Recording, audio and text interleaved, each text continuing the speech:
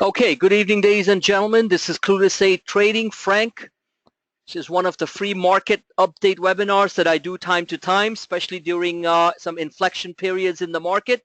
Very important that we all stay on the same page with what's going on and try to navigate these, what I consider to be still very difficult and volatile markets. Today is June 7th, 2016. It is approximately 6:09 p.m. Eastern Standard Time. Full disclosure, this is purely for financial education and not for any solicitation or advice. So we're going to kick off tonight, like I normally do, with a couple of important observations.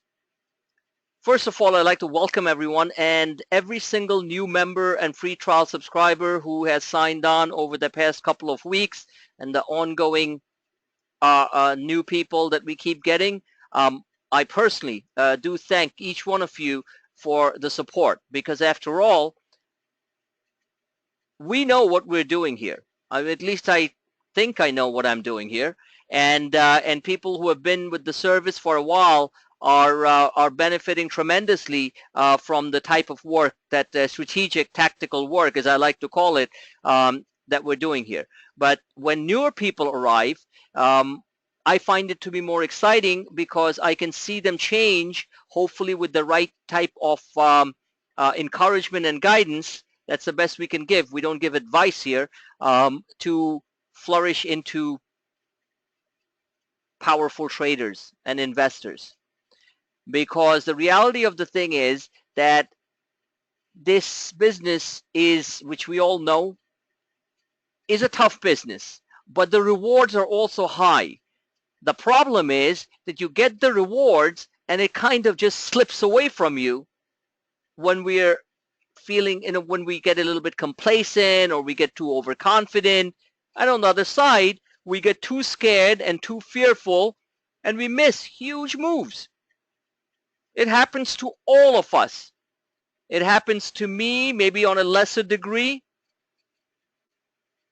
but it happens to a lot of you to a larger degree. So during the day, as you know, I when I'm interacting with my members, I try to be somewhat funny.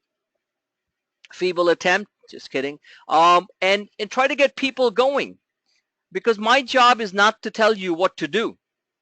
Your job is to tell yourselves what to do with the tools that I'm providing.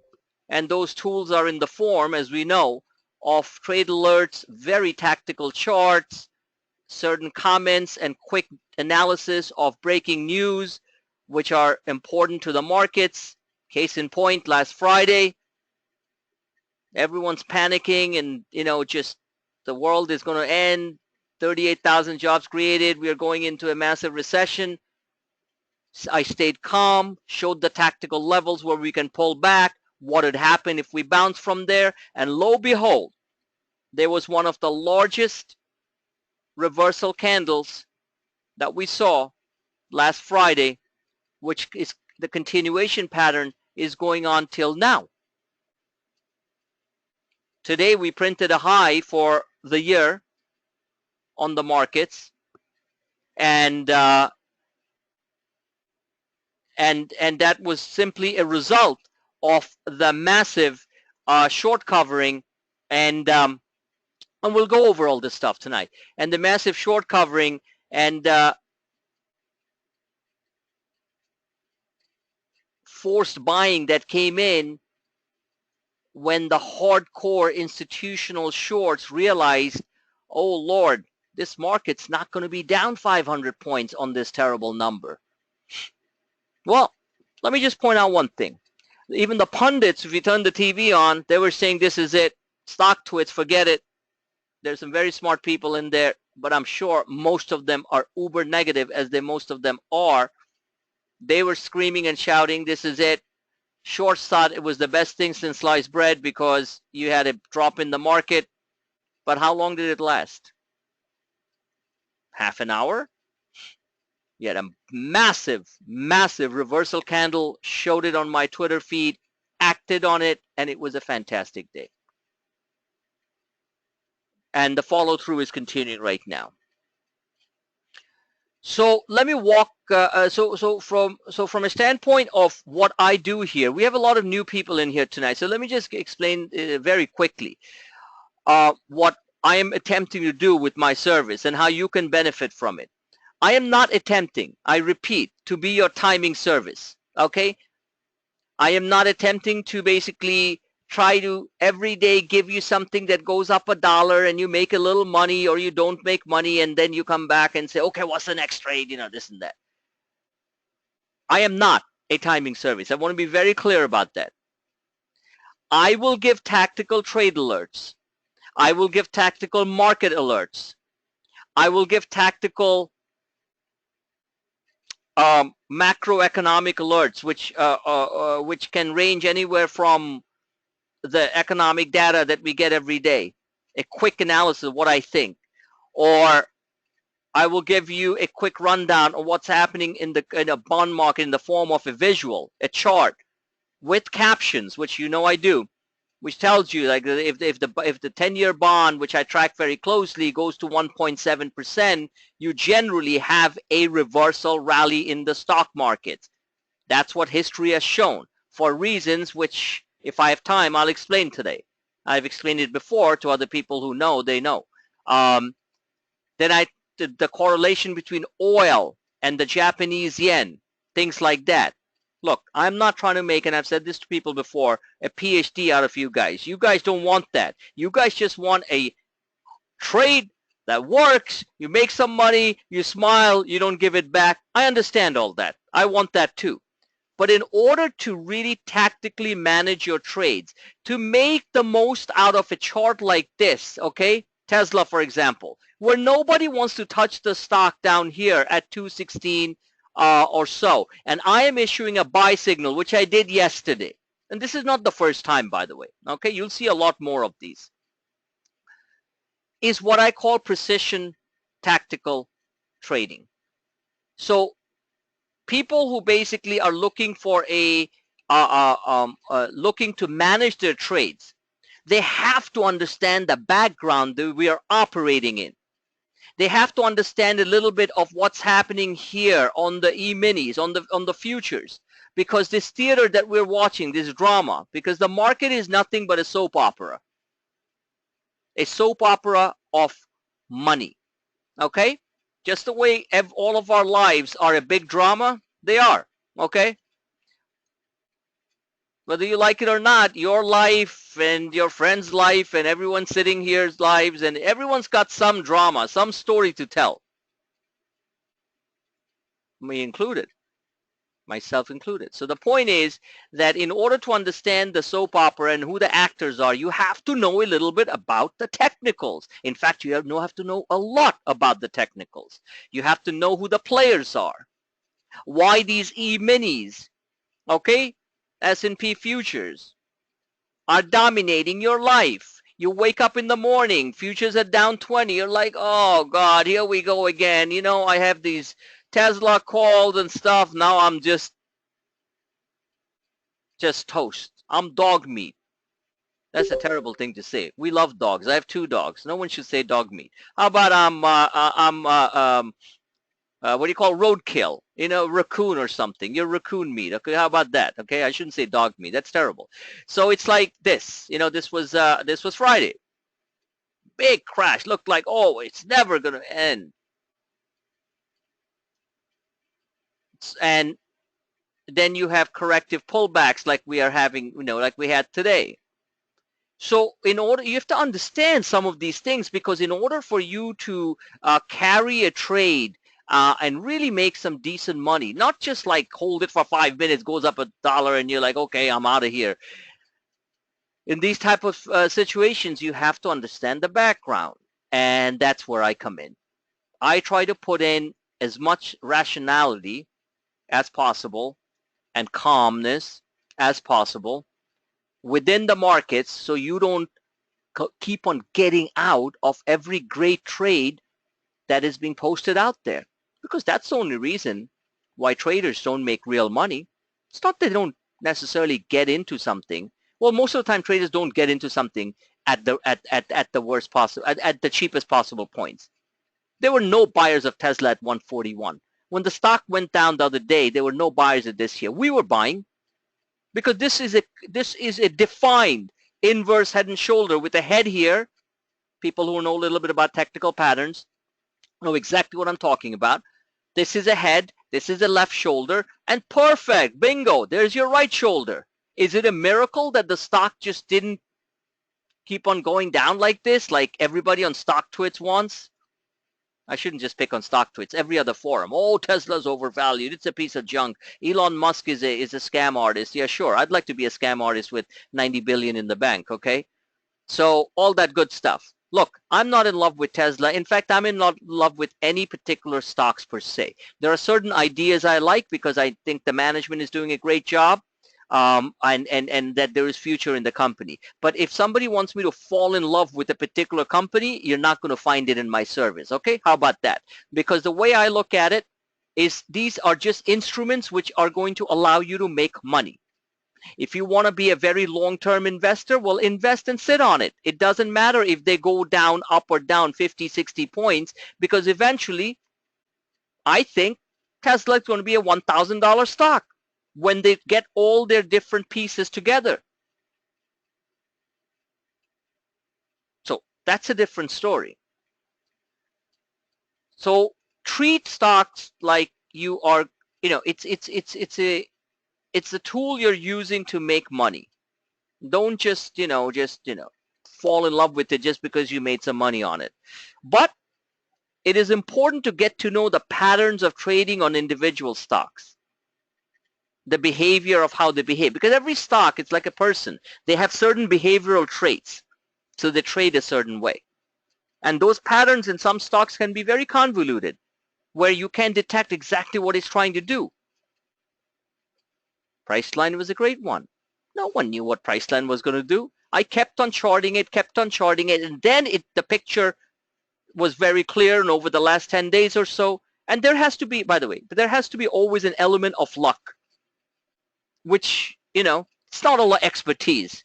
Of course there's an element of luck. There's also has to be an element of gut feeling based on the knowledge and information that you have on that particular company. So in the case of Priceline, for example, I was tracking the chart like a hawk. And I showed the chart weeks ago saying that it was going to go at least go back and test 1300. Well, it's well beyond 1300, and I can assure you it's going to 1400. Okay? Now, I don't just say that because, I'm sitting here like dreaming about Priceline, but because I'm looking at this chart here. This is a daily chart that I've shown many, many times. This is one of the daily charts that I've shown many, many times. So we'll cover all that stuff in a second. But what I wanted to explain was that if you don't understand this side of the, if you don't understand this side of the window, which is basically the futures or the S&P,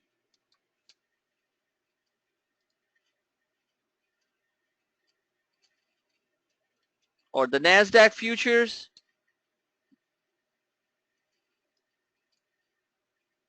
or the Russell 2000, which is, the IWM, the futures version of that for people who don't know is TF. So if you don't understand this side of the picture, or at least have a basic understanding, I can assure you, you are not going to make money on this side overall, because the way things work with this business is that the machines which are driving the market, it's really as simple as that. So I'm not going to make this long and boring, okay? The machines which are driving the markets, which are the algorithmic high-frequency trading machines, known as black boxes. Not the black boxes you have in planes when they crash. These are black box computers, super fast computers, which are dominating primarily almost 70% of the trading in the markets. are assigned to destroy you. It's a fact. They're assigned to do all kinds of nasty stuff like spoofing, send out fake orders, move things around. Look at Priceline this morning. Didn't it go negative like 3 or 4 or 5 times? It's all. Or people say, oh, people were taking profits a little bit. Garbage. It was the machines playing with you, so you let the stock or the option go. And this is not the only time it's done that with stocks, because they know very well how a retail investor or even a pro thinks. If something moves up really big, what do? You sell. So they know that if they mess up your morning by screwing up on the prices, not giving you the right prices and stuff, whatever, and listen to this is the truth. And these machines are they are AI machines, artificial intelligence, believe me, a lot more smarter than you and me, at least in speed. So they know that if they mess with you the first part of the morning, the rest of your day is crap. Am I right or wrong? Am I right or wrong? I'm asking a question. Yes or no? Yes. If the first 15 minutes of your day is really terrible, in general, you're not thinking right. So part of my service, what it does is called behavioral game theory, which is simple English. It simply means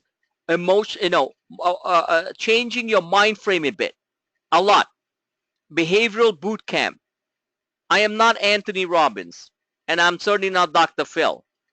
I'm not here to hold your hand and having you cry on my shoulder and giving you a new set of diapers. No. I am here to provide you with some really powerful tools in the form of chart analysis, which you will have to learn, not on an ongoing basis while I'm posting trades and talking to people and stuff like that. Okay? But by taking the advanced coaching sessions and working in these group sessions that we do, which are tremendously helpful, so that you learn the mechanics. Once you learn the mechanics, I can assure you, because it's worked for me, you will be able to handle and manage trades in the most difficult markets that you're going to face. Even then, it's going to be hard, but at least you'll know what you're doing. So that's where it comes in. People in my service who are still there, okay, who have not taken these group sessions and stuff, I wonder what the heck they're doing, because the fact is that regardless of what they're looking at and how precise I am with what I'm putting out there, I just have a hard time believing. Maybe they're very smart. I don't know. Maybe they can teach me something. Well, I'm learning every day, so that I shouldn't say that. So the thing is that interpretation of what you can see on the front, on the external. I call this external pain. And on the internals, which in the simplest form is known as, is it not known, but you can use the stochastics as your simple friend. Just between the interaction between these two and volume to a certain degree, you can pretty consistently manage a trade and make money. And all those things are specifically taught hands-on on these advanced coaching sessions. So for newer people who are coming in, do those sessions as quickly as possible so you don't get blown out of the water and then say, oh, send me an email and say, like some have done, well, I'm going to take a break from the markets. A break from the markets is simply a pseudonym for saying, oh boy, I just can't do this. This is too difficult. Don't be a defeatist, okay? Don't be a quitter. It doesn't matter what markets it is. It is very hard sometimes. No question about it. You're up, and then you just give everything back and all kinds of stuff. But it always gives you an opportunity to make it back. Trade management is critical. Like I said, you don't understand this side, you are not going to be able to manage trades that well on this side.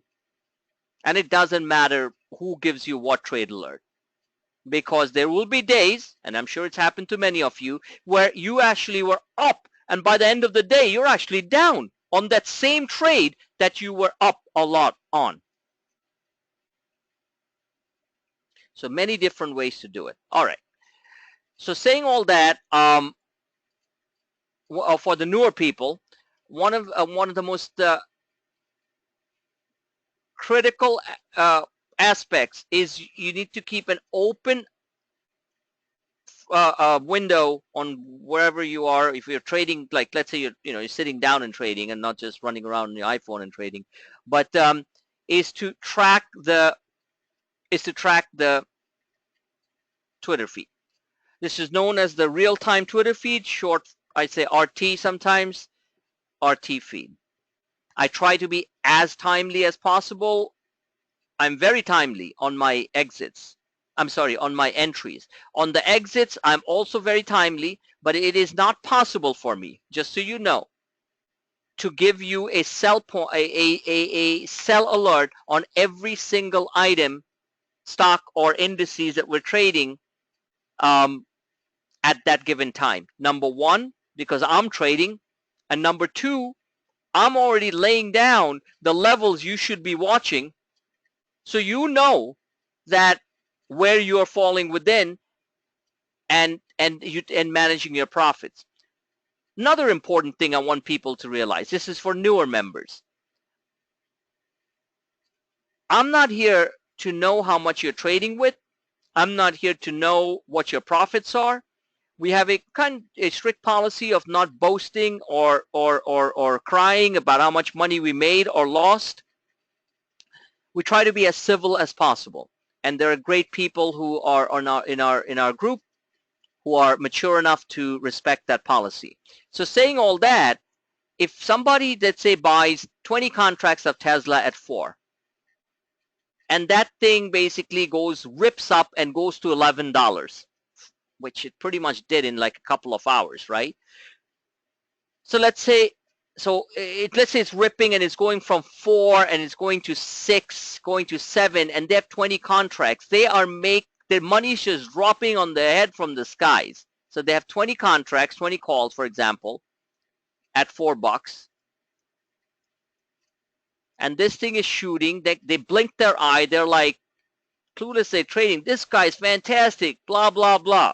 Man, he's, look at that. $7. You're up 6,000. I mean, yeah, you're up $6,000 already. Okay, everyone understand what I'm saying? Obviously, you understand what I'm saying. So you're up $6,000 already. It's like $6,000 just falling from the sky. Now that's a decent sum of money, and it's not something that you want to bet on every single day, in the sense that I'm not going to tell you what you need to bet on, but $8,000, you better have some protective moves here. So anyway, so all of a sudden, your investment is $14,000. You can't believe that all of a sudden it's not even 7, it jumps to 9, because this is what happens with fast-moving momentum stocks. If you're managing your trades, you are taking profits all along the way. If you're a real gambler, you're saying, that's it, I know this chart's going to work, I believe in Clueless Day Trading charts, blah, blah, and you just get all fogged out, and then you drive it all the way to 9, all of a sudden you're up $10,000. Whatever the case may be, you manage your trade whichever way you want. Now, think about somebody who bought 2 contracts at 4. That's $800. Okay? That's $800. So if that goes to 7, they're up 6. Like I said, it goes to $7. The calls, they're up $3. So they're up $600. It's not like they're doing cartwheels and calling grandma and say, I just won the lottery. They're saying, okay, I'm doing well. Now I'll show you a trick which works very well. So whatever they want to do, maybe they want to sell, they have 2 contracts, so they don't have that much room to sell much. Maybe they sell 1. They take out $300. They have more, I would say, more validity or rationale to hold it as the thing is climbing. At $9, this person is up $1,000. Pretty nice for one quick trade. Very nice. So at that point, maybe they take profits. So what I'm getting at, and listen carefully, I don't know who's trading 20 contracts, 10 contracts, 5 contracts, who's trading 2 contracts. So I can't tell you at what point you should take your profit. I can only put goals and guidelines based on whatever you want to do. Because this person, when this jumps from 4 to 7, is up $6,000, and this person up $600. So percentage-wise, it's the same. Money-wise, it's not. So this person probably wants to hold longer because he thinks he can make more money, which he obviously did because the stock, it actually went to $11. Now this person might want to manage their money a little bit better because yes, at $11 they would have more, they would have some serious at $22,000. And I'm sorry, it is 18,000. What am I saying? At $9 it is 18,000 because 9 times 20 contracts. So their $8,000 investment is $18,000 when the calls go to 9. So they have a huge difference between these two. So that's why you manage your own trades. Does everyone get that clear? Is that clear with everyone as to why I don't delve into like putting in exact parameters where I'm selling and stuff? I do put down, I put the levels out there, but you have to decide where you want to go with it. Bruce, did you understand what I just said?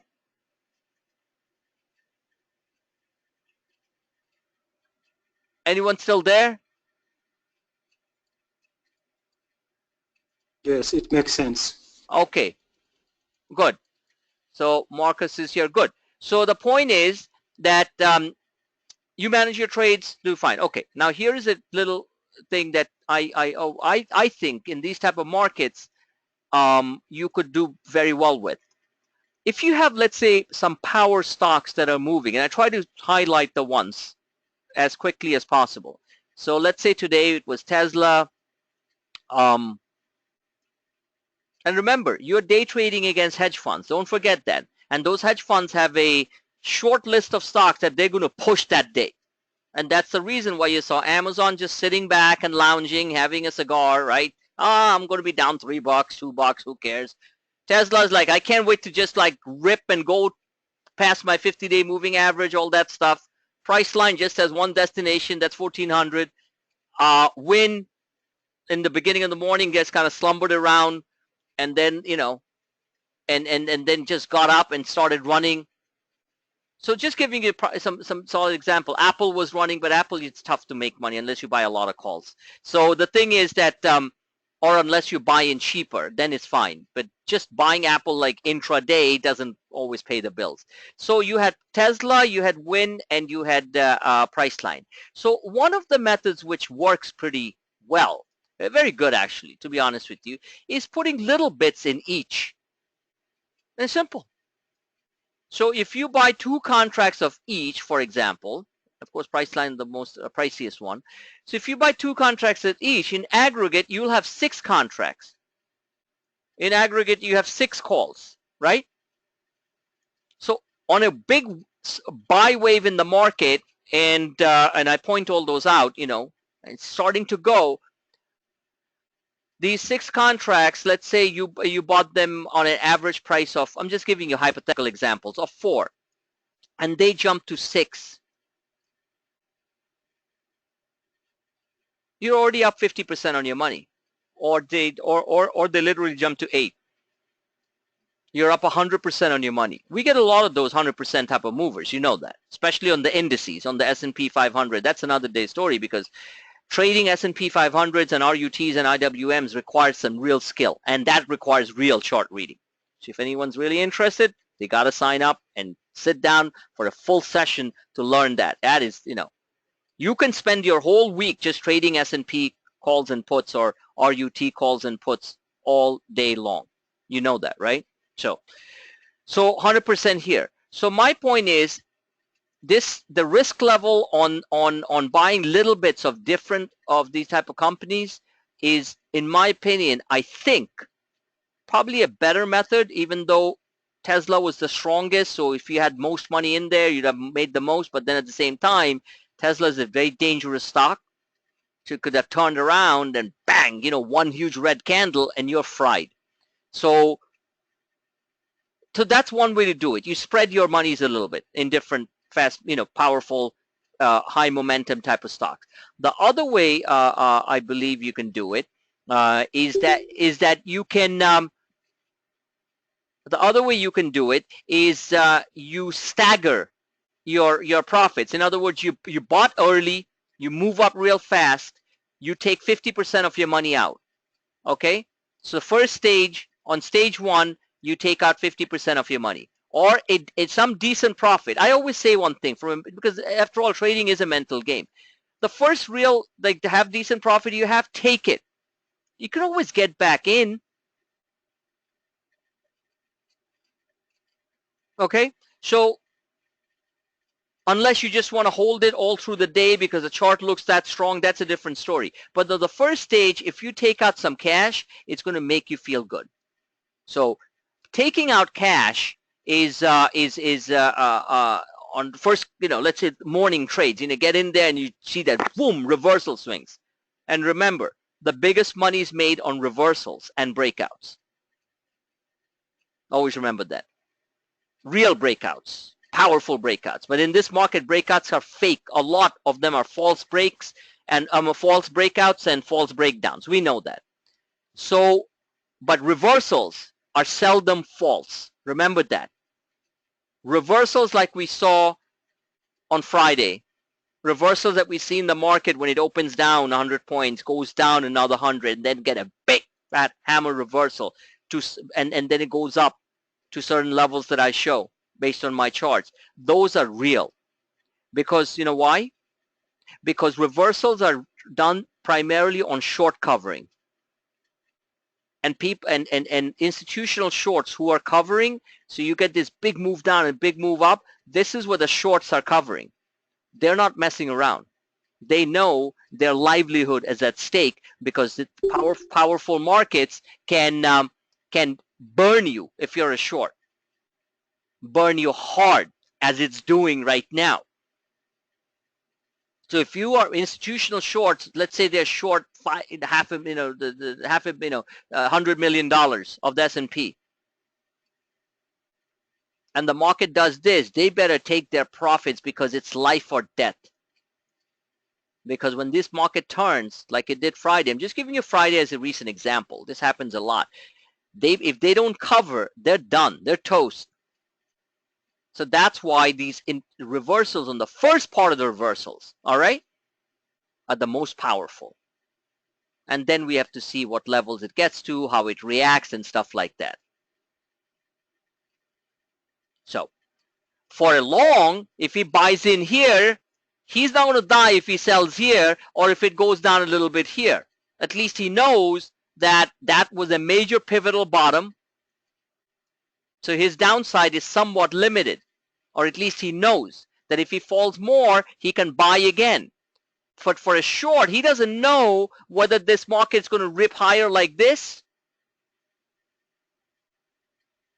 or whether it's just going to go up a little bit. So in other words, for a short, just try to understand this. And if somebody doesn't understand it, please ask me. For a short, covering down here, when a hammer reversal is created, this is known as a hammer reversal,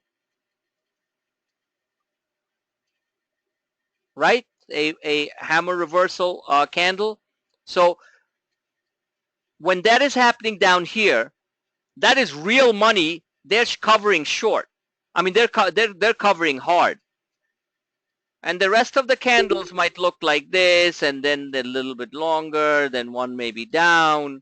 I'll show you all that on the other screen. And then eventually a big one, and then that carries through, and end of the day, we almost went positive on Friday. Now, I had my own economic gut reasons why I believed the market was going to turn, but that's a different day story. So what I'm getting at, when the shorts cover, take it seriously. That's why these candle reversals, hammer reversals, are formed.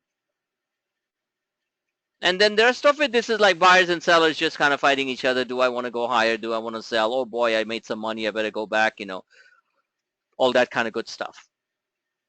So very important to realize that.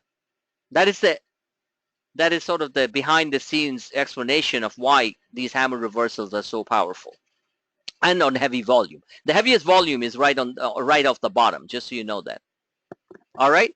Now, did somebody not understand it? Please ask me, because I'm open for another, half an hour or so to answer these questions. So did everyone understand what I explained to you about these hammer reversals and why short covering is more important than just buying? Yes. Okay, good.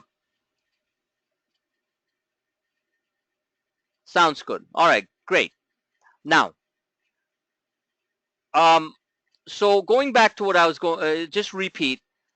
It takes some. Look, you guys are all smart. All right, you just don't even know how smart you are when it comes to it. I'm being serious. I'm not, giving you some sort of feel-good type of webinar here. I just, what I feel is smartness doesn't equate laziness, right? Because some of the smartest people I know are extremely lazy. And so what I'm getting at is spend some time going over my Twitter feed on your spare time. Just go through it. Just scroll back. Everything is there. Scroll back, and you're going to start to see a pattern of the way I do things. I'm not just randomly going out there and say, buy this, it's going higher, No, there's always a method to the madness. There's a lot of stuff going on in these charts than this just fancy little lines that are being drawn. I try to make it as easy as possible for everyone to see so they can act on it. Allergan. We're buying the stock. I put these arrows signify, give or take, roughly the points where we were buying it. I didn't buy Allergan at 195. I saw a massive hammer reversal, started to look at the stock here. In fact, we actually bought it, I think, at the 210 level here. And I started looking at the chart. I started getting excited. I said, wow, this pattern is starting to look like a fantastic. This is a defined reversal candle, in a, what do you call it, hammer. And it basically became an inverse head and shoulders. Left shoulder, right shoulder. This day was a very weird day. Very weird day. Can somebody tell me what day that was?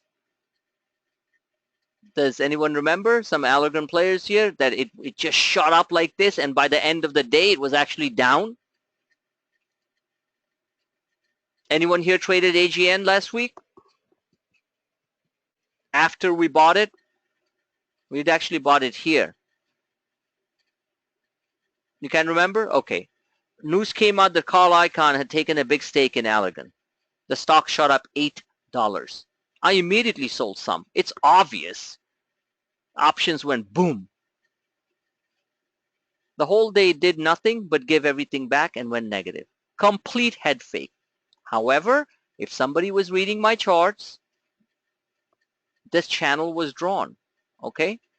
I mean, sorry. I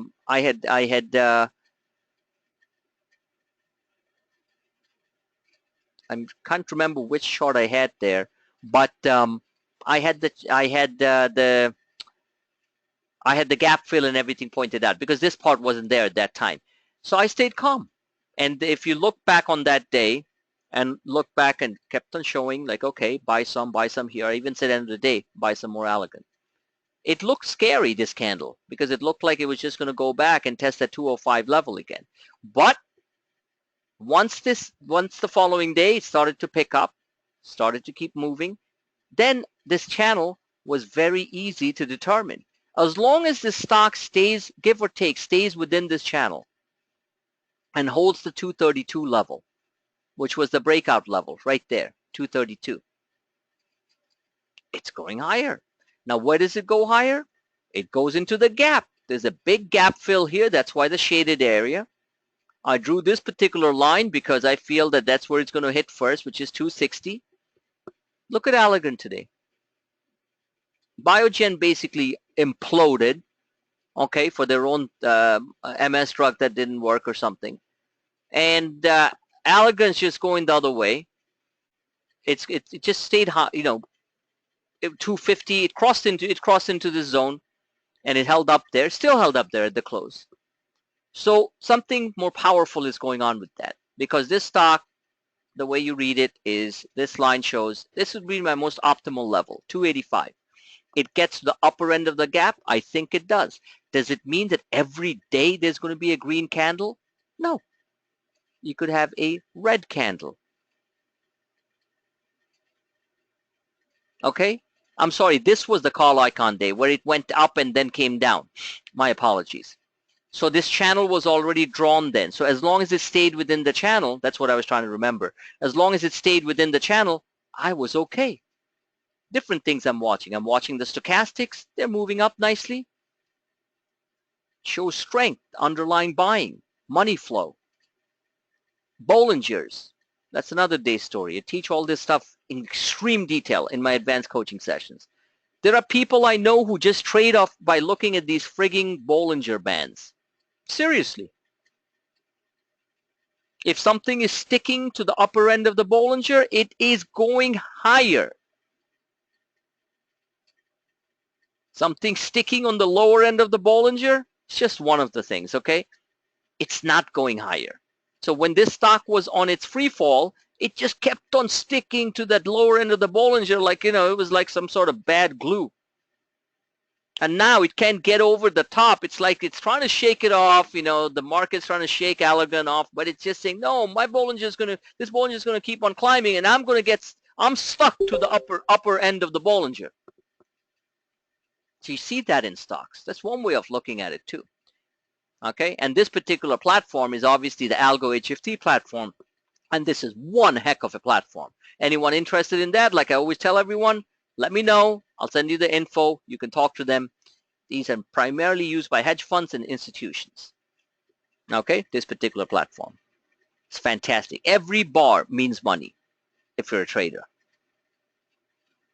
And they react much quicker. They're picking up data from data feeds which are faster than what you're getting on Thinkorswim or other places. So, what is this? Oh, this is Tesla. So today's. Notice the big fat candle. Respect it. It went straight, shot right over that. 234. Ended slightly below that, but intact. Now this, as a joke I put out there, you know, I used to put this in stock tweets many years ago, and people found it very funny. This really is the bear kill zone. If it enters over 240, it's going to move so fast, so quick. In fact, the move from here to 240, in my opinion, is going to be very quick. Maybe it pulls back a little bit. I don't know. And test this downtrend line. Okay? But once it enters this zone here, this was all like shorts were having a blast here. Even we shorted the stock at that time. Tesla is one of the few stocks I will short, but not stay too long because it can kill you. Priceline's the same story. So anyway, we did short that time, and the stock basically just like a comet went boom. So now what you're seeing is known as pattern symmetry. Just giving you some simple examples. Okay, this is pattern symmetry in motion. A little bit off here. It's possible that the stock does this and completes this pattern. And you'll see that's probably what's going to happen. Now, Tesla is a very fast-moving stock, so it's also possible that it doesn't complete the pattern and it hits, just can't stay above the 50-day moving average. It is very critical for Tesla right now, for fast traders on Tesla, to keep on watching this red line or the 50-day moving average. The 50-day moving average has to be held. And if it holds, this area becomes the most dangerous place to be if you're a hardcore bear or short, because the machines will kill you because of the fact that it's literally, there's a vacuum here. This pattern will be repeated like this if that's what it wants to do. We are not, I'm pretty convinced, not fully convinced yet. All right, so that's one, you know, just giving a sample of different ways you can read different things. Now, why was I calling Tesla? Why was I looking at it? I said, like, I showed all kinds of charts, and I showed this one. This one I was getting bullish on because of this crossover that was happening on the daily. Remember, this is a daily chart. This is not like monkey on a hot tin roof. I'm trading for 5 minutes. I want to make a couple of $100, that type of stuff. You're talking about real deal here. There was a positive divergence here between the stochastics. Stochastics had a turn, and today it really turned. So is it possible that these stochastics do something like this where they stay overbought, meaning above the 80 RSI, okay, for a period of time and continue its upward trajectory? It is possible. The other reason why I was interested in the stock is because it was not sitting at 270, but sitting more in the 200 level. So I like that. When I saw this type of thing starting to curl up, I said, let's get in. And I benefited a tremendous amount of people by doing that, and you all know that. So I'm just giving a simple explanation of different ways I look at things.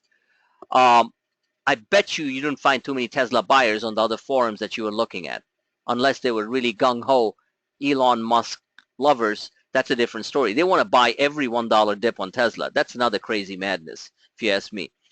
Then my service offers things like this, which also I teach very, very, very closely and in detail, and one should know. We have members in the group who understand this very well. This controls your trade. Now, somebody who's new, he goes, what?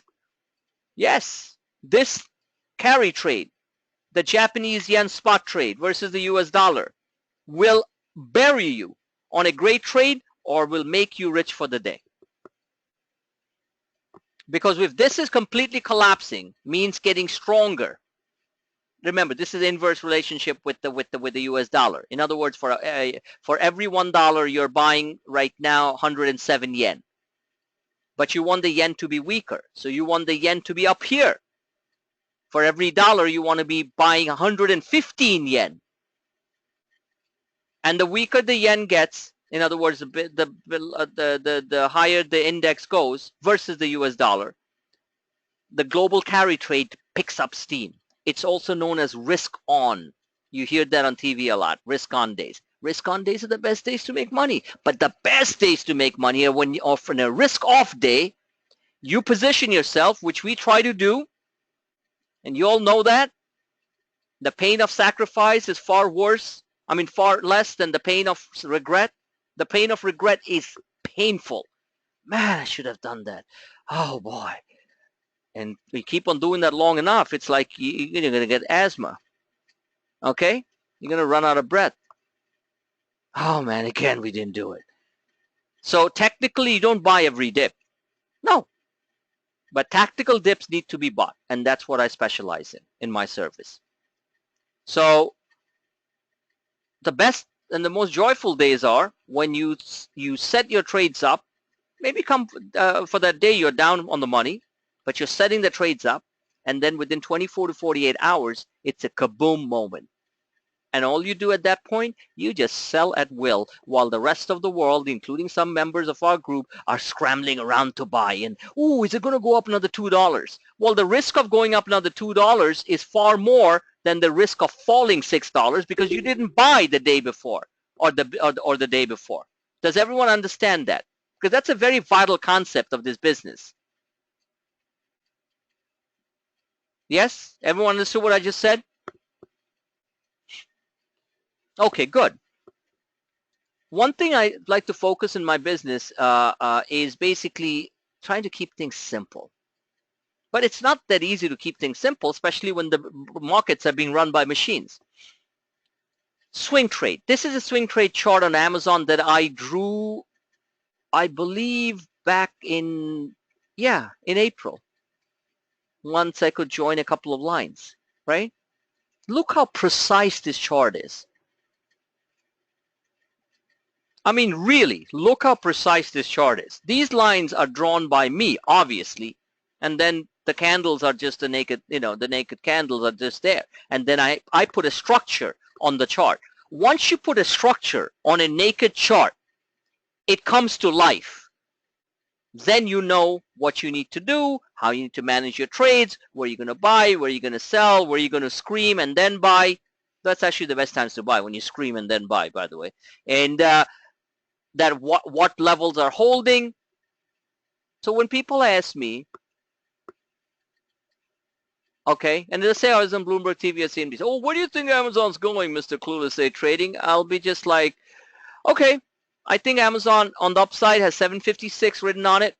And on the downside, it's probably going to bounce off around 714. Yeah, maybe we might have a panic attack, you know, if something happens and the stock's going to fall to 693. And I would be a real strong buyer of the stock at around the 690 to 693 level. And guess what? I will be right, just the way I was right here. And that's the way you read it. This is actually a fantastic chart to keep in front of you when you're trading Amazon. Now, this is not necessarily for day trading. This is more for swing traders. Because day trading, that red candle today, you could be bought and you're down on your options are probably just down like 60% because you're trying to chase it and the stock didn't do anything all day. So this is a swing chart. The stock is probably going to go to 756. And before that, it might pull back to 700 or possibly 693 and retest the second channel. Everyone's going to freak out. Believe me when I tell you, oh my God, Amazon's finished. Now it's over. All it's probably going to do, it's going to do this. This is known as a dragon bullish formation. Now, saying all that, you always have to respect that the market is full of surprises. Saying all that, if this level breaks and the downtrend line, this red line here, the first downtrend line, second downtrend line breaks, the stock is going to be in a free fall. At that point, the worst case scenario can happen is that the stock can actually hit 630 to 650. Somebody says, oh, that can never happen. I say it can happen. Okay, there's a big gap fill down here. There's a minor gap fill here at around the 680 level. Is it not possible that Amazon on some sort of negative news drops to 680? Just like that it can. But it doesn't change the pattern. That's what I'm getting at. For a long-term player in Amazon, this is the pattern that it's trading in. Below 665, all bets are off. So that's another thing, you know, you can use my charts both as long-term things and as short-term trading instruments. Sometimes I hear people say, and this is primarily the people who lost money because they're not handling their trades right, or they're just being stupid and getting scared, or getting too happy, whatever it is. So they blame, oh, you don't have, I really like swing trades. 90% of my trades are swing trades, ladies and gentlemen. Now, how you manage them intraday, make money off them intraday, or hold them for a couple of days or a couple of weeks, that's your business. But I would say a good 70 to 90% of my trades are really the swing trades. So when I hear people say, oh, I don't have time to really day trade and stuff, well, I'm sorry, but I'm not a day trader here. Yes, I'm day trading certain profits. Absolutely, I will. I wasn't born with a silver spoon in my mouth, where somebody just shoved a couple of $100,000 in my pocket and said, okay, son, go ahead and do it. I worked for every penny that I earned. So if you've got money coming in there, you're going to do what you need to do. Price line, daily.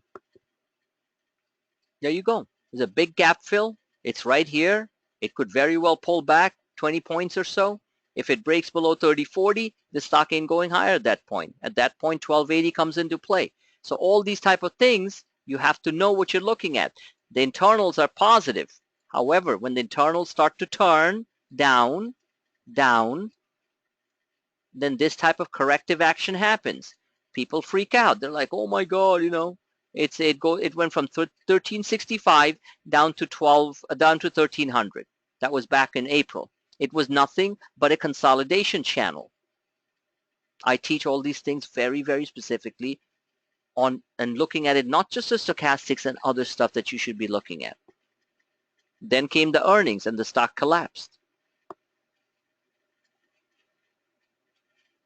If I remember correctly, we shorted Priceline. Yes, we shorted Priceline. Does anyone remember that? Exactly. We shorted Priceline. People couldn't believe I said a short Priceline. Of course. because I shouldn't say of course, but the bottom line was that it was moving real fast. It was hitting the downtrend line. It was overbought, and it felt like it was a good idea to put a little short out there, and it just went boom. But once it did that, I know how this game works with this thing on Wall Street. They love buying this stock when it's cheap. And where is cheap is where my charts come in. Cheap could be at 1200. The bears will say cheap is down here at the lower gap fill at 1100. Never got there. It held the upper gap fill at 1200, 1220. And that's where we started to look at it and buy it. And then this run, humongous run that we're seeing right now. So, going through my Twitter feed, looking at the things, scanning some of the very important articles that I'm putting out there is critical. That's where you start to get a knowledge of what's going on. The actual interpretation of what the market is doing on a weekly basis and stuff, that's, you know, I can't teach anyone that. I mean, that's something you have to have a passion to understand global economics. You have to understand behavioral game theory, how politicians are talking, how the central bankers are talking. That's a different story. Leave it to me to at least give you guys some guidance on that stuff. These tactical charts are extremely they are almost critical if anybody's trading. This is the quad algo HFT platform that I use. Okay, if you're trading S&Ps and stuff during the day, yes, you are going off my alerts and stuff, but if you have this platform, you'll be able to hold on to your profits and manage your losses far better than if you're just looking at a standard platform. Thinkorswim is the next best thing next to this platform, but if you're using some other platforms, well, good luck. Because I don't know, maybe there are some other good ones that I'm not sure about, but without the help of this particular format, I would have a very, very difficult time calling the shots on the market intraday. Just letting you all know that, okay? When I call the shots on the market, when I said earlier today that the market was going to pull back, I was looking at an overbought level on the stochastics. I was looking to see that it was hitting the rising wedge, and I made a determination on the first large candle that the market was going to pull back. When I did issue this thing, okay, what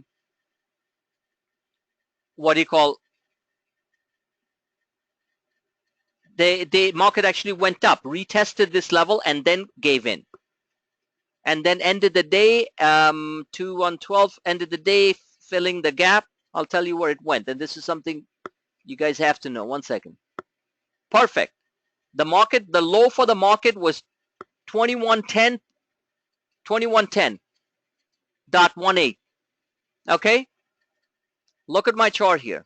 I showed this here at 2109, but it filled the upper gap exactly here at 2110, which is exactly where the market went. So it's not magic that I do, just make up things and say, okay, we're going to, that I'm going to, oh, it's going to come down here. It's also a pattern symmetry that I detect. Large candle, okay, follow through, move down, move down. Pattern complete.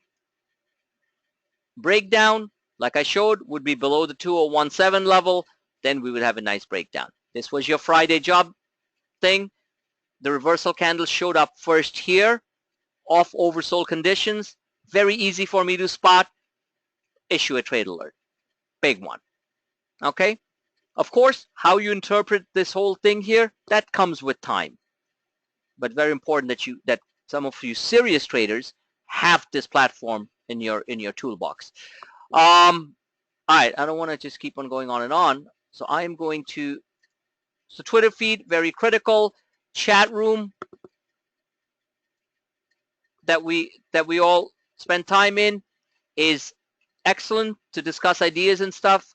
As you know, we have different chat rooms, and I tend to post stuff in the trading briefs that people can read. Some good stuff. I even posted a bearish article on Tesla, which I saw. I thought, hey, maybe people should know about it. I mean, but anyway, so some good stuff for you to quickly scan and see what some of the talk around the market's all about. We have a biotech booth, which I'm going to start filling up more. There was actually a trader. He's still a member, but he got real tied up because he got another full-time position. Real smart guy who's to run that booth. And there it is. But I do tend to put out stuff out there which I think is important. I do it myself. Anyone can go, anyone can go in there and just post if they find something useful, they can post it in trading briefs or in the biotech booth. The other room that we have is members trades, because everyone's got there's not that many full-time traders who are in our group. People don't tend to basically post their individual trades on the members trades. But if you open up that room, you're going to see that many members have posted. Harry does that a lot. He's a great member, very smart guy.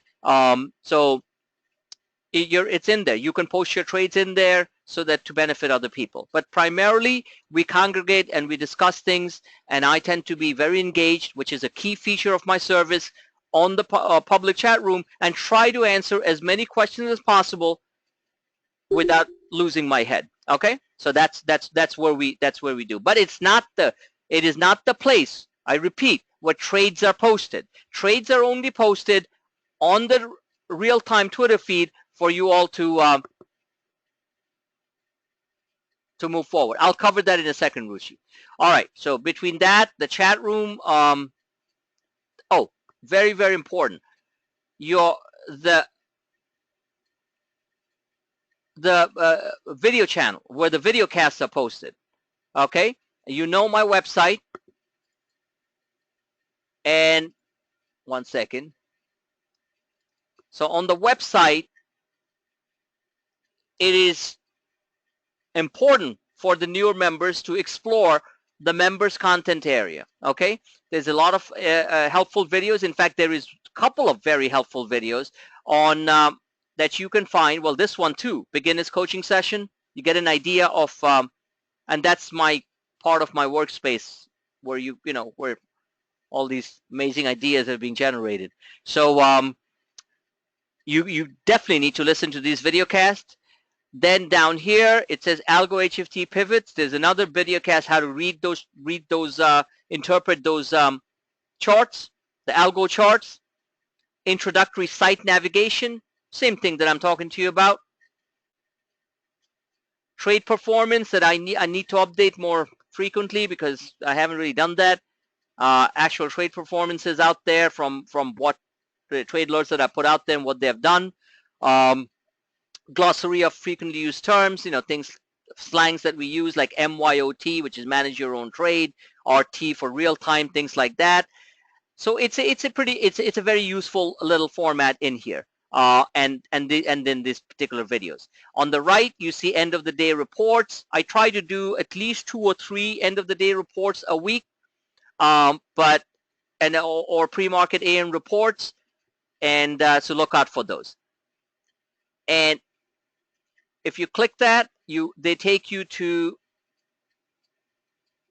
one second.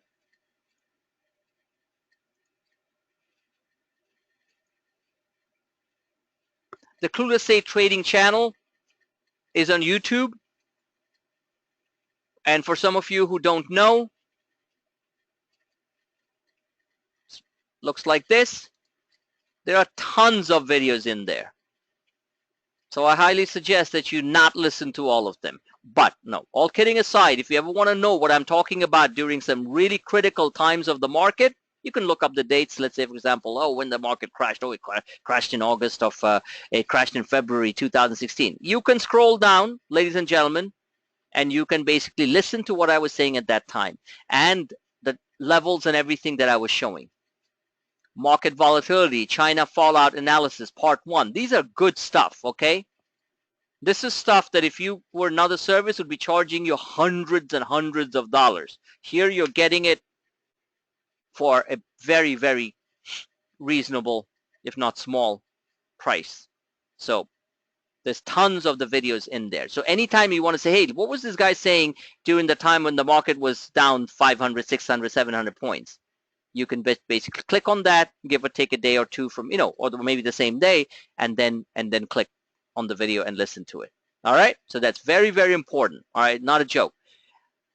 Now, let's get into a little bit of technical analysis on what we can expect to see with the markets, and then I'll field a couple of questions, and I welcome every free trial member to join us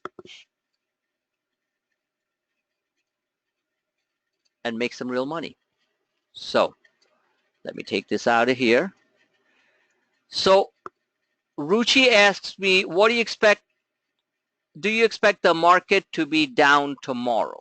Okay, so let me start off by a behavioral answer. Why does it always have to be down?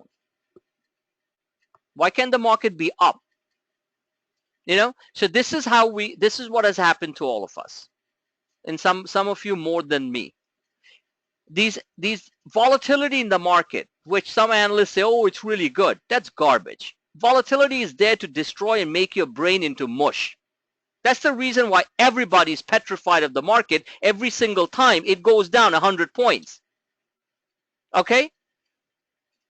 So everybody always thinks that the market cannot go higher. And they've been thinking that, and I want to remind people, this is very important, they've been thinking that since the market hit 666, the devil's number on March 9th, 2009. I was there next to the New York Stock Exchange. Our office was right next to the New York Stock Exchange. Clients were freaking out. It didn't matter because the sell-off had actually started back on 2008. So we culminated into a drop on 2009, March 9, 2009. We have not since then. We have gone up, had severe corrections. These have been all severe corrections. On the charts, this looks small. On your P&L, they looked ugly if you were there. Okay? These are all corrective moves. And let me tell you where I'm getting at with this. All corrective move. Whoa! Whoops! Small consolidative moves, then some big drops. Then a little one here. So when you break up this chart like this, right? The market has been on a tear from 600 to 2100 and going higher, mind you, after corrective moves down. Nobody wants to believe the market can go higher. That's why we're all programmed to think negatively. Think positively. I'm not saying be a stupid bull. I short the market enough times too. But for God's sakes, the patterns and everything are dictating that this market wants to break out. But nobody wants to believe. Nobody wanted to believe the market could break out here, here, here, here, here, here. Forget it. Everyone thought we were going to go around, you know, we're going to just completely crash and go to 1500. I even showed possible chances that if we broke 1800, we would go to 1600. We would. But what I'm getting at, if you listen to the media and you listen to some of these hardcore, and listen to this very, very carefully, guys, because mental modification and behavioral modification is the key to successful trading and investing and keeping money in your pocket. Believe me when I tell you.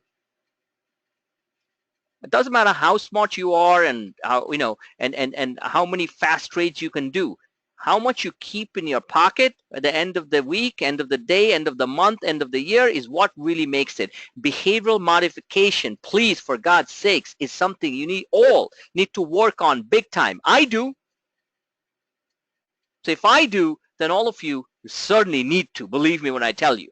Okay? So what I'm getting at is you listen to some of these hardcore bears on the market, and they say, market's been up on a straight line from 2009 all the way here. We're due for a huge, big fall. You hear that on every forum, including StockTwits and everything. That's all you hear. We haven't had a real correction. Real correction. Every single one of these yellow lines here, okay, is a real correction. I mean, why do we always have to have a 2,000 point correction? And even when we had that real correction, nobody really bought down here. So what gives? You get a real frigging correction of 2,000 points roughly on the Dow, and in the case of the thing, almost 250 almost 300 S&P points, which is roughly about the rule of the thumb is 6 or 7. Every S&P point is 6 or 7 Dow points. Okay, just remember that. You need that in calculating the market. So 300-point drop means that dropped about around 2100 points in the Dow. 2,000 points in the Dow, and that's when the bears are screaming that we're going to fall another 2,000 points. It doesn't work like that. So we have had minor, some semi-major corrections all along the way up here, and then 2 big ones, and now we're here. So when you hear them say that the market hasn't had corrections, they're all a bunch of liars. Now you wonder why they lie. They lie because they're short, or a bull will lie because he's long. Okay, try to convince everyone that the market can only go one way higher. No. So a bear generally lies because he wants the markets down, so he can cover and make some money. From what we understand and from some reports that are out there, there's almost $7 to $9 trillion worth of shorts out there. Notional money shorts, S&P shorts. Do you realize what would happen if even half of them cover? We would be at S&P 3,000 and Dow 19,000 in like seconds. So all of us have been programmed to think so negatively that it's not even funny. But doesn't matter. Be tactical. Try to be tactical. Nobody's neutral in this life. Okay? Everyone has a bias. So when you ask somebody, oh, what do you think of the market? Well, I'm kind of neutral on the market. Bullshit. What it basically means is I'm not making money in the market. I'm not trading long.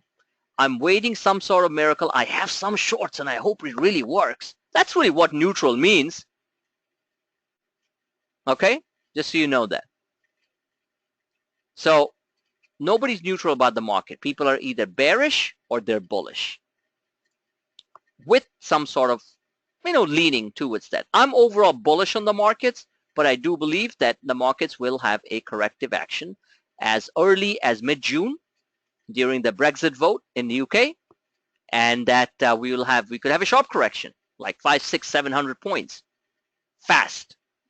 But the real correction, I believe, which I think will drop us down, could drop us down towards this 1900 level or so, is going to come in the month of September prior to October, into October, right before the elections.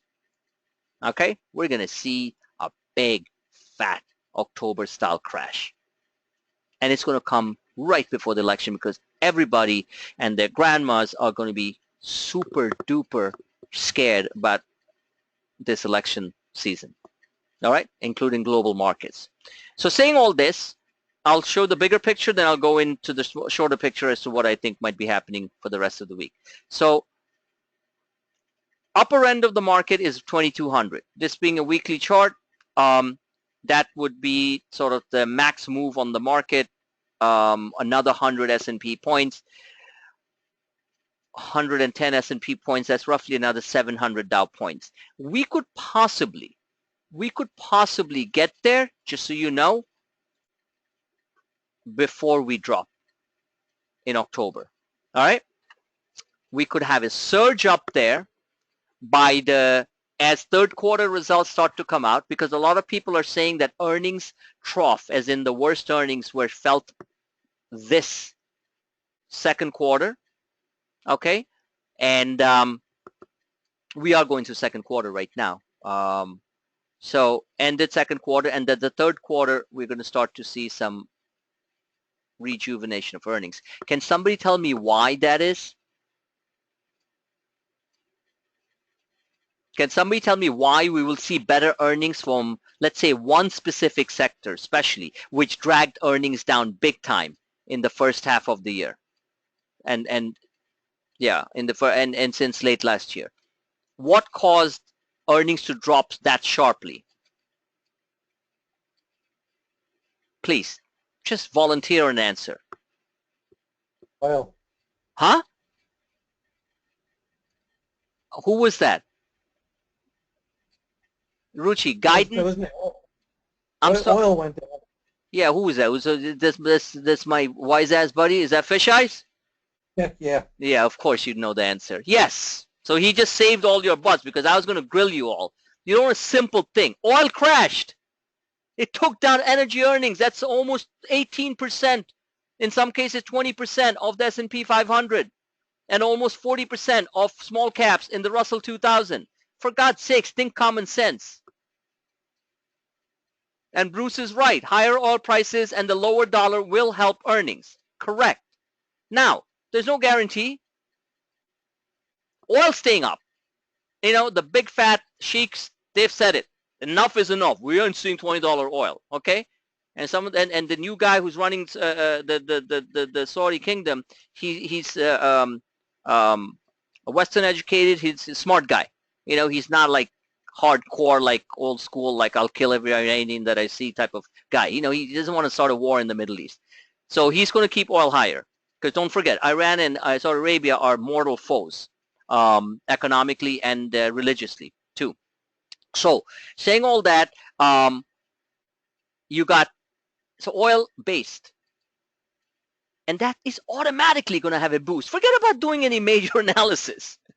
So the markets could get a boost too. But will it get a boost from where we are, or will it pull back a little bit? Who cares? It can pull back a little bit. Of course it's going to. I want things to pull back. Now, Jim knows this because it's called the slingshot theory of markets, all right? Anyone ever heard of that? The slingshot theory of the markets? Okay.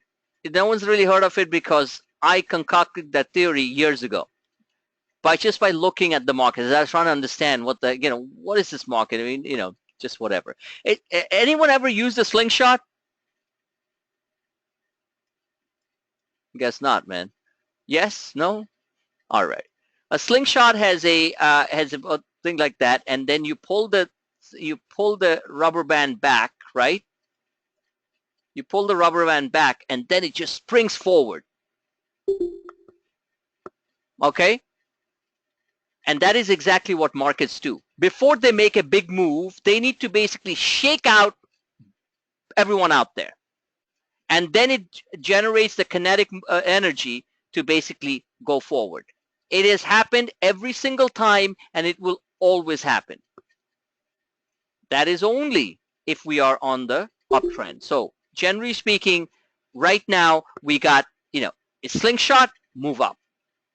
Down, slingshot. Happen every single time. Now, obviously, that's not going to work if we have a major trend change. The major trend change in the market is generally considered to be around the 1800 level. If we fall below S&P 1800, then this one doesn't look like this anymore. It's starting to look like this. So that's a different story.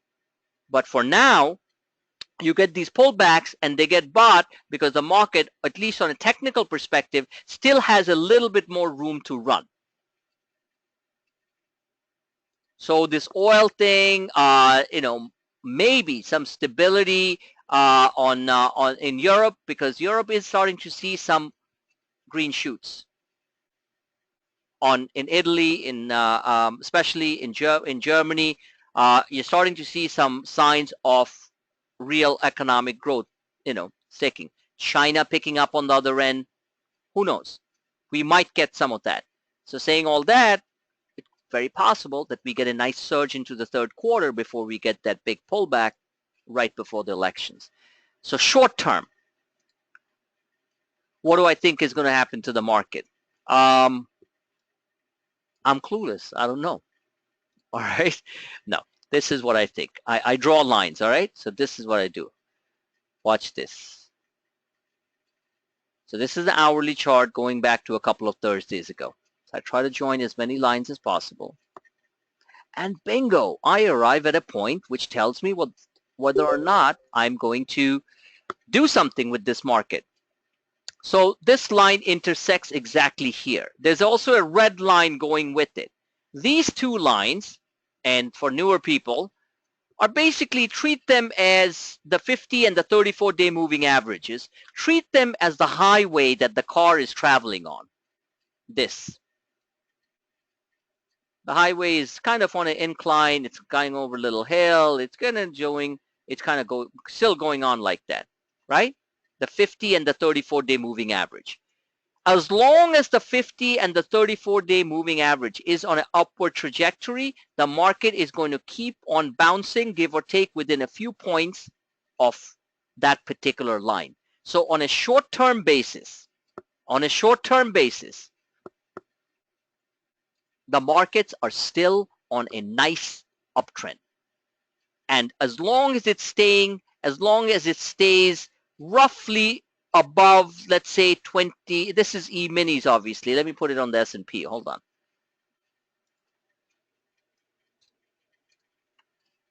There we go.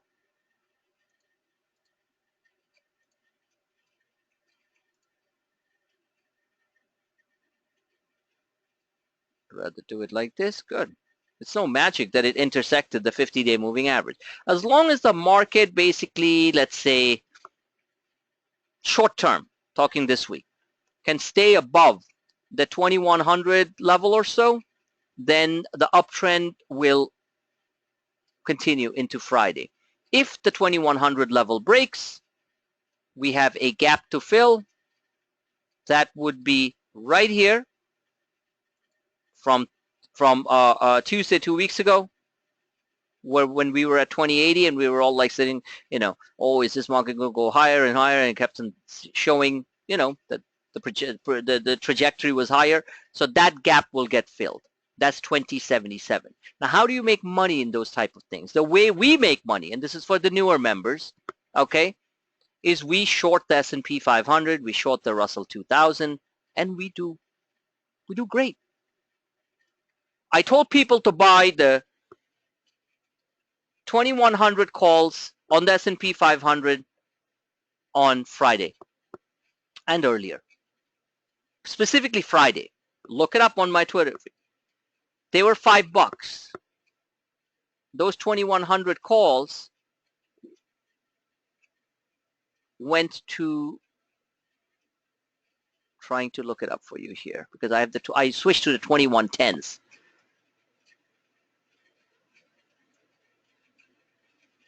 Bear with me 1 second so you have an idea of what kind of returns you can get. So 2100. Okay, so those 2100 calls, which I asked people to buy on Friday,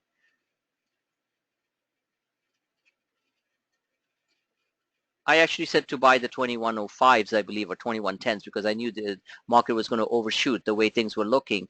They went to $19. Okay, from 5 to 19. And even with the pullback in the market today, they were still at $12.67. And this is just from Friday. So if you guys can handle 300% type of returns or take profits along the way, then I don't know what to say. It's not what I deliver out there. It's what you do with it. And my friend Jim here, okay, Fish Eyes, is a living testament to it.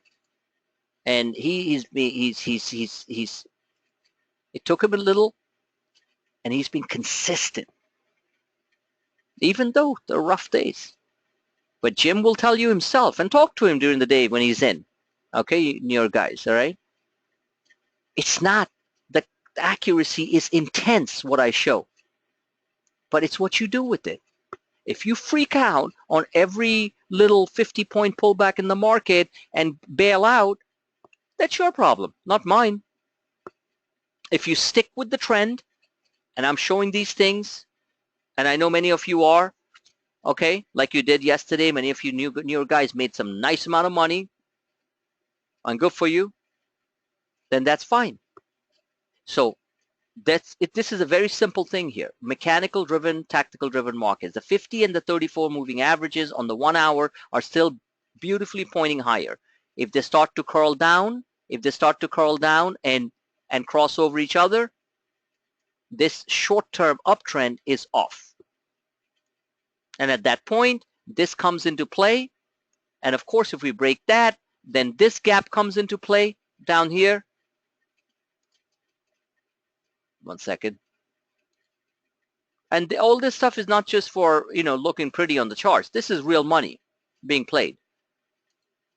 Okay, 2050, 2080 roughly, and of course you got the 2025. You don't want to go to 2025 if you want to maintain the uptrend in the market, because at that point everything cracks.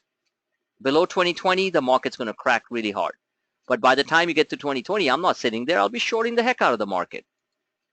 So these are the roadmaps that the market is following right now. The first support is right here around the 2100 level. The first support is right here at the 2100 level. Break that, the market's going to 2080. Okay. Yeah, it might find support here, bounce a little bit and stuff, but I have to keep on watching the underlying internals to see what's going on. You just can't look at the external patterns. They're just showing you some levels, but it's not really telling you when they're going to do it. Then 2050, 2040, 2030, 2020. Now, one of the ways that the simplest way that you can read this thing when you're looking at my charts, and I put big fat arrows in it, as you know, is to look at the stochastics. The 1 hour stochastics are some of the best ways you can ever play the market intraday. They get deep oversold, and unless there's a real fundamental change in the trend on the trend patterns, you can get a nice bounce and make some nice money. Gets oversold, you buy. I pinpoint these all the time. Right now, if you look at the S&P 500, the way it closed, we're not fully oversold yet. So it's very possible by tomorrow morning, and a lot of the action happens overnight, as you know. We could very well get oversold deep down here. If we open deep down here, the S&P futures are down 5, 6, 7 points. I'll be monitoring this very closely. I'll be also looking at the 4 hour. And the 4 hour is kind of telling me right now that we could possibly have a corrective move, which would bring us down to 2100. That means the market would fall roughly about 70 points, 80 points.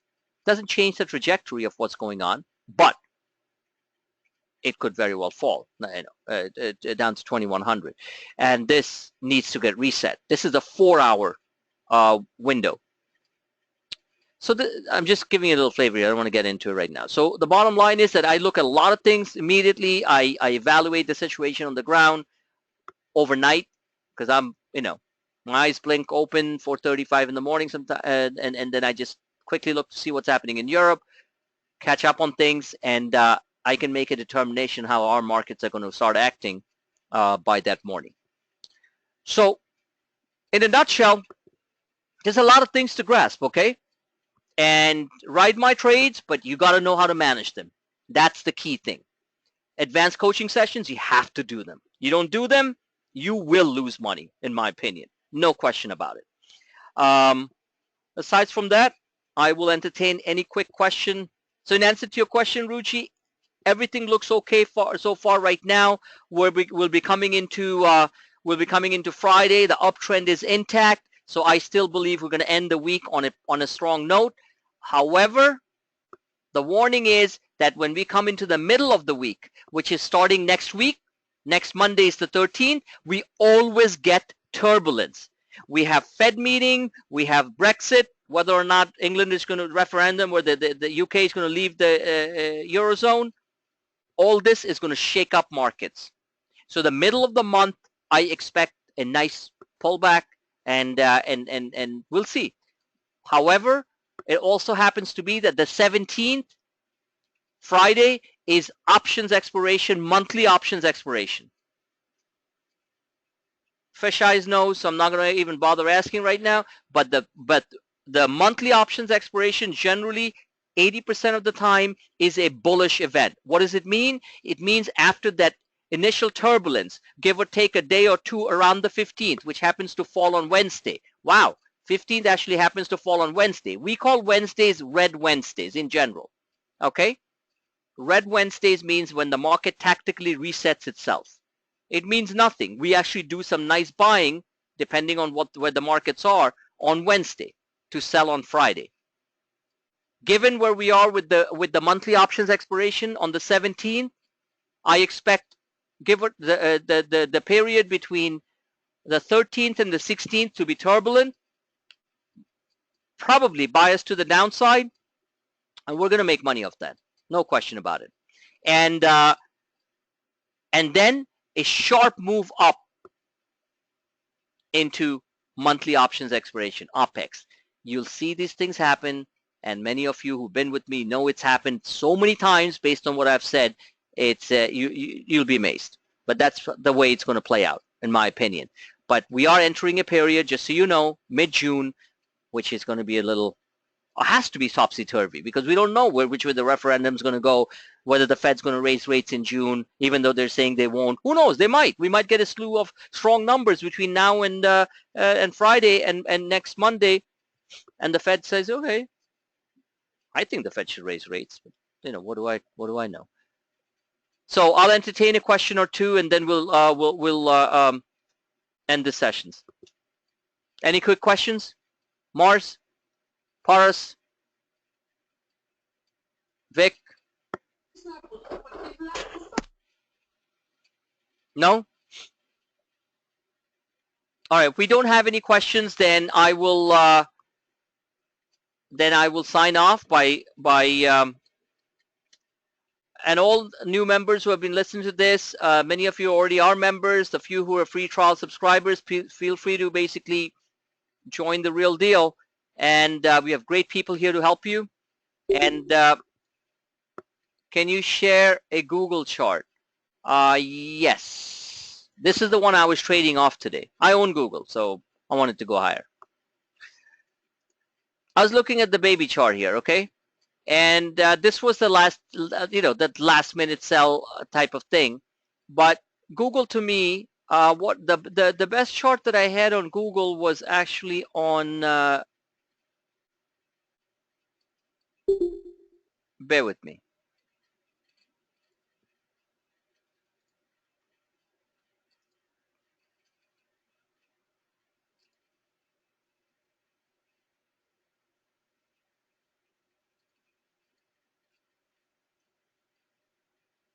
That's S&P daily, by the way. You can start to see it's flattened out, but still strong. Why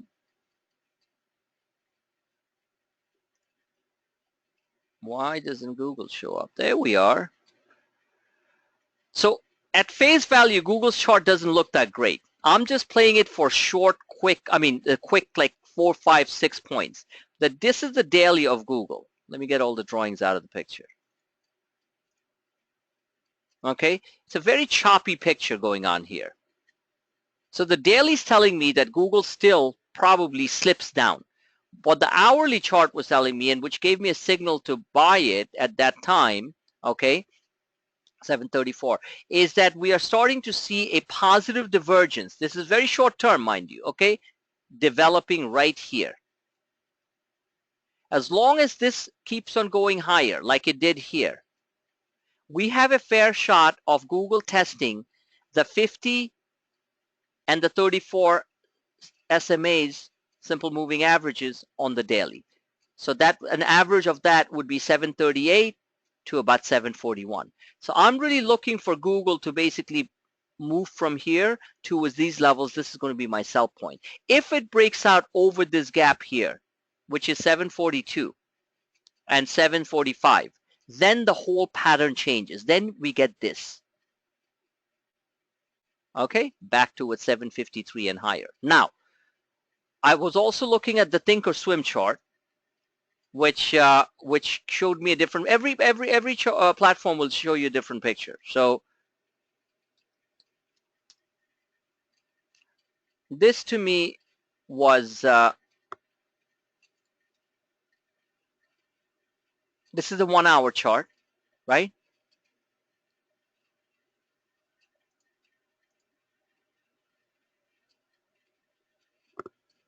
Is Google at 730? That's a misprint, right? That's why I was seeing that candle. I was like wondering what was going on. Okay.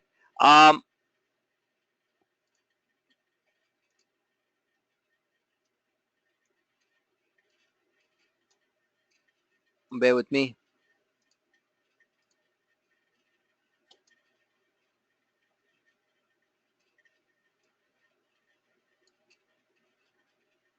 So this to me gives me, by the way, the stock is not at 736. It shows here as big fat candle, which would be extremely bullish. Maybe it was a misprint. The stock closed at 731, so it closed down here. So to me, when I look at this picture here, this is the way I'm drawing it, okay? I'm seeing the number. I see Google at this point try to take out the 50 and the 34. I'm drawing a channel.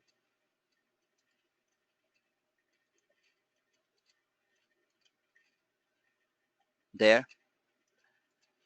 I'm seeing the Stows cooperate with me as it was. I saw the stock stay reasonably strong all through the day, given what the market was doing, given what Amazon and all these sells.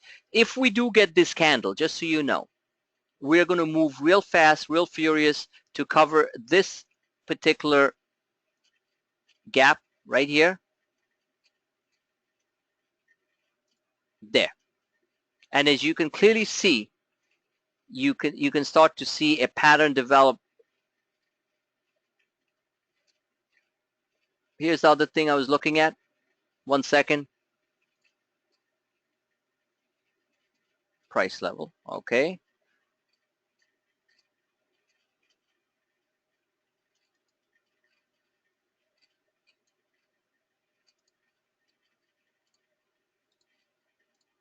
Okay. This was a double bottom, dragon bullish, whatever you call it, big time breakout right at this 728 level. You with me? Okay, 728 level. What we did was we came and tested the breakout line. I'm a firm believer that big cap momentum stocks, when they do that, they want to come back and test where they broke out from to see if that was a real breakout. Well, if that was the case, then it broke out nicely, okay, and then went up 10 points from here. And we could come back and retest it again. Hopefully we don't, but we might, because only 3 points from here. But if this holds, then we're going to create this very nice move up to 745. Breaks that, the next gap fill is 750 to 752. So that's what I see in Google. Okay. Come back. A successful retest of the breakout line from back a couple of weeks ago. A move up. We need to break out of this channel. Cross. Take out that 736. What was the high for the day? 736. Okay. So we need to take out this level here, 736, 737. We need to cross over the 50 at 738, and bingo, your options are almost more than double on the money. So that's what I'm looking at. Short-term stuff. Can you do a quick one on the RUT? Yeah, the RUT, I posted that, and RUT looks fantastic, to be honest with you. And I wish I held a lot more of those Russell calls. I mean, they're just nonstop. So here's your daily view of the Russell 2000. And honestly, it wants to go higher.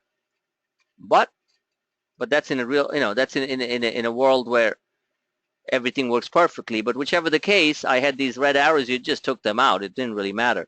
I would basically say this pattern here developing. If you look at it as this is the quickest way I can show you. You have a double bottom, call it a head. You have a left shoulder here going back to September 2015. That's exactly where we came in, retested. Right shoulder. The neckline is here. And I've said this before, I've shown this before. You're looking at roughly another 20 points or so, 1,200. Once we hit that neckline, you see the inevitable pullback. However, if it really wants to go higher, it will attack 1,200 again and then move up into that 1,240, 1,250 range. But this is very defined here. You got a downtrend line, so if we do pull back, it could pull back all the way from 1180. Let's say it hits 1,200 by the end of the week. If it hits 1,200, you're going to see a snap down as we get towards the middle of the week with the Brexit and all that stuff. Market's getting scared. You'll see a snap down to retest the downtrend line, and that could be as low as 1140. So you could get a 60-point down type of trade, which is quite a bit, or you could get a staggered move down. Whichever the case, follow the 5-day moving average as your guideline, whether it's a short-term uptrend or not. Once you see the 5-day moving average start to do a consolidation channel like it did here, if you remember, this was a screaming buy. It could do a consolidation channel like this, and then the next buy point would get back towards that 1140 level or so. So that's your RUT for you. It's pretty clean. But if we do break out the 1200 level, it's going to be a mother of all short squeezes. It's just going to move its way up towards 1260, 1280, 1300. I think we get a pause before that. So my gut instincts tell me we're going to hit 1200, pull back anywhere from 30 to 40 points, and then make a move up as we get towards the latter part of the month and the Brexit stuff and all that is put to rest. And then the markets move and it attacks 1200 again. So, and that would be the exact pattern symmetry of what happened here. Lots of volatility. So expect this to go up, some volatility like this between 1140 and 1200, and then possibly a breakout. All right. So guys, let me wrap up. This session is recorded, so I'll put it up there. Thank you for attending. Ruchi, look forward to having you as a member. Kevin already is, and everyone else, let's connect tomorrow. Like to, put on some power trades. One final but important thing. Biotechs are very difficult to chart on a technical basis, yet I'm still doing it. So keep in mind that bunch of these SRPT type of things where I got a 30% move on my stock and a double plus on my calls, which I thought was going to be a lot higher, to be honest with you, is something that is where you have to have a leap of faith. Just remember that. It's not something that you can always technically draw. Because Biogen looked fantastic, and then the MS stock didn't work, and now it's a technical wreck. Okay, I haven't taken a look at it anyway. AGN's looking great. So the few select ones that I'm doing, Juno's looking good as a long-term swing play. VRX was a buy off today's low. These type of things, keep them close to the vest. Don't believe anything you see on the screen. Be technically adaptive and flexible.